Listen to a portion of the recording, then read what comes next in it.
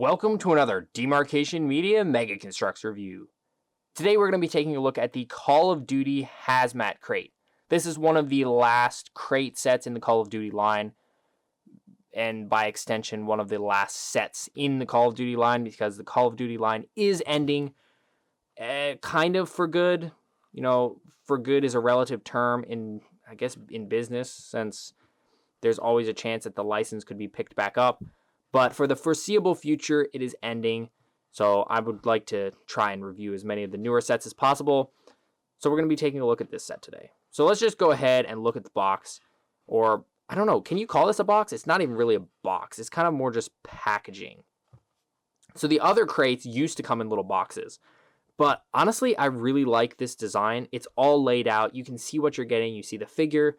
You see all the weapons. You see the other accessories. You see the crate itself. And then the graphic design aspect, the white and the black, provides a really nice contrast for the rest of it. I like the way they did like the fuzzy black around the edges. Behind, it's just cardboard, so it doesn't look great. And then we have a electronically protected sticker thing, because apparently these things get stolen a lot, at least in the Dollar General that I went to. So that's kind of a shame. I don't know why people feel the need to steal $12 toys, but, I guess some people just don't feel like paying. So there's a lesson for you guys. Don't steal. Just pay the money, or just wait if you don't have the money. This is not worth stealing. Alrighty, so let's go ahead and get this open. This is one of those ones that you're just going to destroy to get open. Here we go. We got our little handgun. This handgun mold is weird. It never, sits straight in the figure's hands. This whole pack makes me think of that, what is that game? It's like one of those Tom Clancy games, and it's like an infected place, and you, have biofoam or something, and, I don't know, you have to go and destroy these infected things. That's probably a terrible description of the game, but that's what it makes me think of. I don't remember the actual name of the game. Oh, of course it didn't come off properly. Ooh, look at that camo. That is a crazy amount of print. Pop the rest of it open. There's our crate. There we go. Oh, there's print on the crate. I forgot about that. Thought it was just going to be green. Ooh, very cool. We have a shovel, and it's a printed shovel. I don't have a printed shovel. I have a couple of these shovels, and they're very cool, actually. Got a printed knife, too. That's kind of crazy. Mega went all out on these sets, I guess. One last-ditch effort. Come on, get out. There we go. And then we have a bag of some extra pieces, a stand, and then our instructions. Not that there's a ton to build, but, oh, the visor comes on and off for this dude. Interesting. And, yeah, I guess we just see how to build. Oh, we got a clip to put the shotgun on his back, and we see the rest of the parts. So let me go ahead and get this all put together, and we'll take a closer look. There's everything all put together. The crate is assembled, the print looking really nice on there. All the extra pieces are in there, and the figure is built. So let's go ahead and take a look at this figure, because he is pretty stacked. So the first thing I noticed about this figure when I took him out of the package was his hands. These hands, I think, are the hands that they use for when people don't have gloves on, like the figures don't have gloves. But they work really well here because they're so smooth. They look perfectly like some sort of rubberized undersuit. So I really like that. They almost look and feel a little more sturdy than the standard Call of Duty hands too, which is great. I hope they do last, because Call of Duty hands are notoriously bad for just kind of, I don't know, they just break as they get older.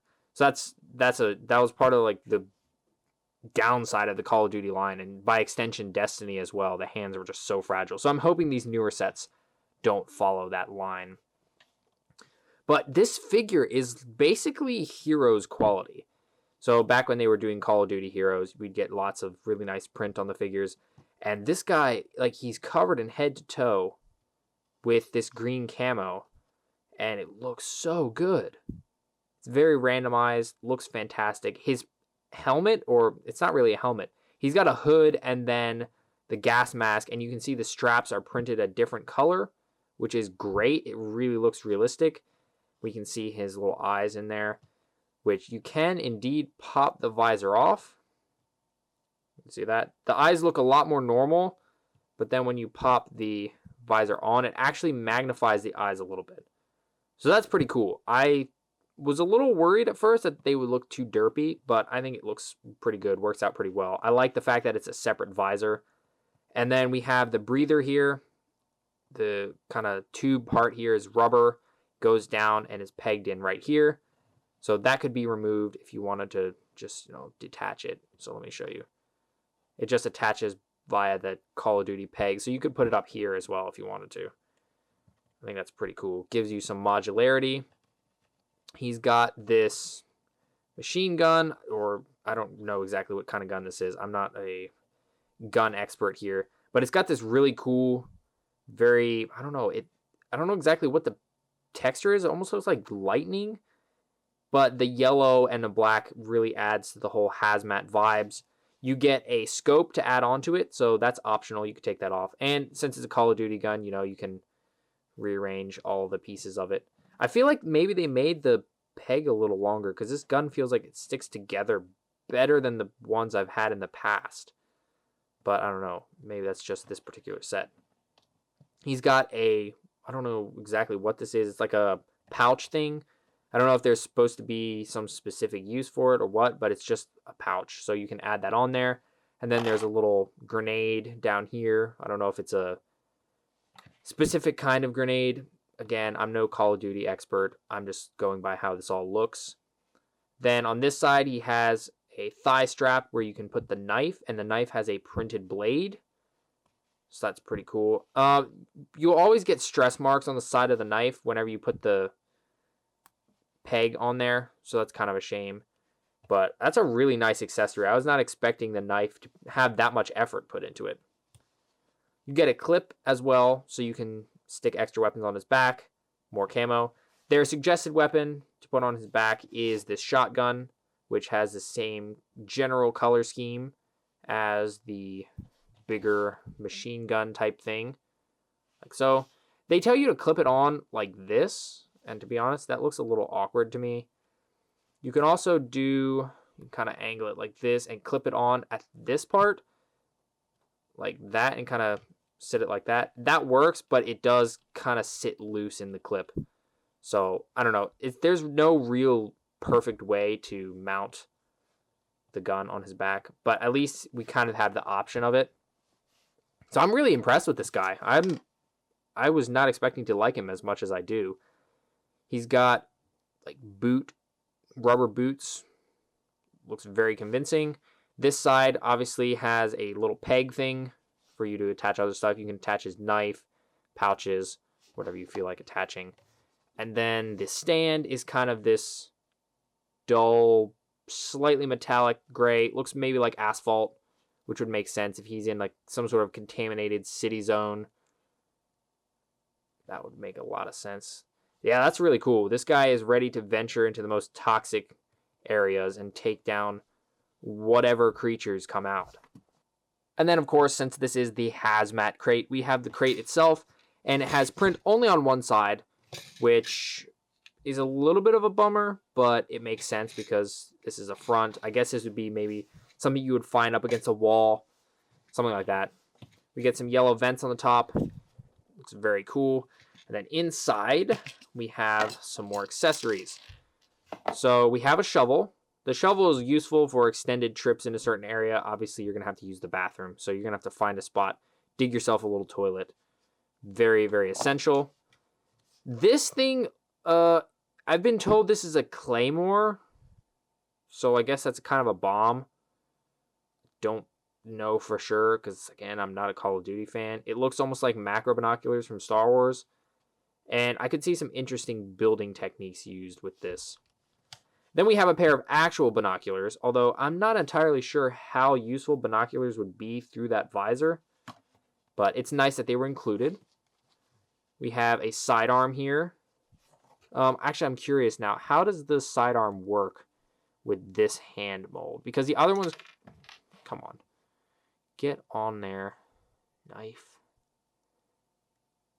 Get on there. The other hands make it so you kind of have to hold it crooked or hold it up high like this. So if you push it down... Oh, wow. Okay. This hand kind of actually works for this handgun piece. I didn't really like the handgun because it would always end up like this in the figure's hand. But in this case, it can sit pretty straight in the hand. So I actually really like that. And once again, it has the same kind of skin and paint job as the other weapons. So he can be totally decked out with weapons. The friction for the feet on this stand feels a little low. We have one of these fanny pack pieces, but this guy doesn't actually have a peg on the back, and the peg on the front is taken up by the breather, which I guess you could move the breather up to the peg here like I showed you earlier and then put this on. But I don't know. It's a nice piece, but out of all of the accessories here, it feels like the most useless. Then we have a little canteen, which is super cool. I like this piece a lot because, you know, everybody needs to have water, regardless of what you're doing. Then we have a radio, looking good, has a peg to clip it onto the either like here or on the side there. The antenna does kind of get in the way though.